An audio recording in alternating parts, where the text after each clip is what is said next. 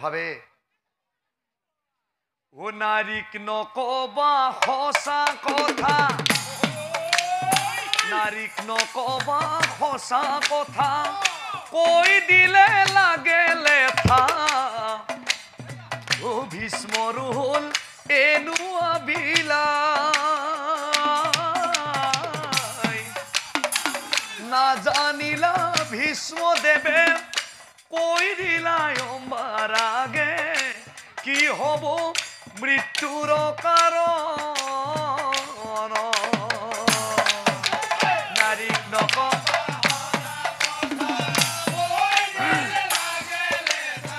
ভীষ্মর হলেনু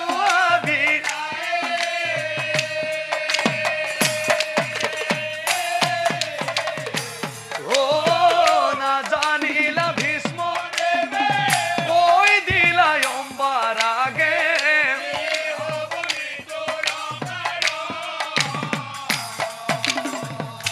অম্বা এই ত্রিভুবনত মুখ বোধিব পৰা বীৰ কোনো নাই, অম্বা কোনো নাই। আনকি স্বয়ং ভগৱানেও মুখ বোধ কৰিব নোৱাৰিব। কিন্তু মোক কোনে বুধিব পাৰিব জানা?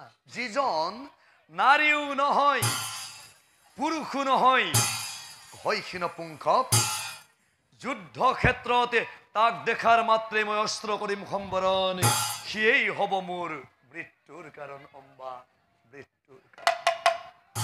ও কথা শুনি অম্বা দেৱী কান্দিবে না গিলায়,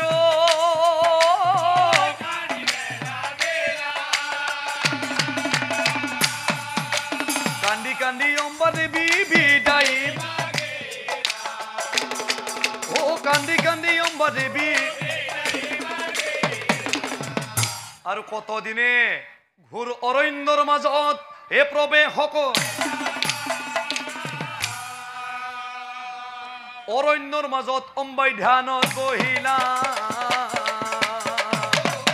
অৰণ্যৰ মাজত অম্বাই আর অনাহারে অনিদ্রায় ধ্যানত ভীষ্ম বধর উপায় অম্বাই, ভীষ্ম বধর উপায় অম্বাই। আর কত দিনে অম্বা দেবী ও জীবনতে আতয়ন অন্তরে শুন,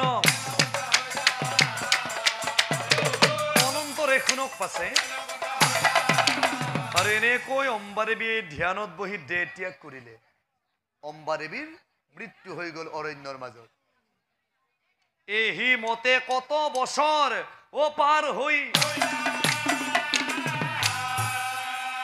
আৰ বহু বছৰ বিৰতিৰ মূৰত দ্ৰুপদ ৰজাৰ ঘৰত অম্বাই পুনৰ জন্ম পাইলা। দ্ৰুপদ ৰজাৰ ঘৰত অম্বাই ও কৃষ্ণৰ মহিমা কোনে,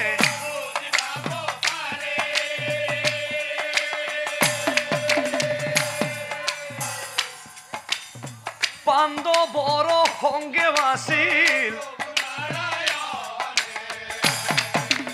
হে পাণ্ডৱৰ সংগে আছিল, ও দশম দিনৰ যুদ্ধ প্ৰভুই,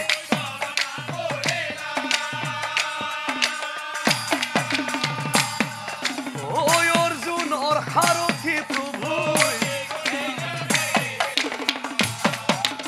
হে অৰ্জুনৰ সাৰথি প্ৰভুই, অৰ্জুনৰ সাৰথি প্ৰভু কৃষ্ণ এই দশম দিনৰ যুদ্ধ। সেইদিনা ভীষ্মদেৱৰ হৰসজ্জা হইলা,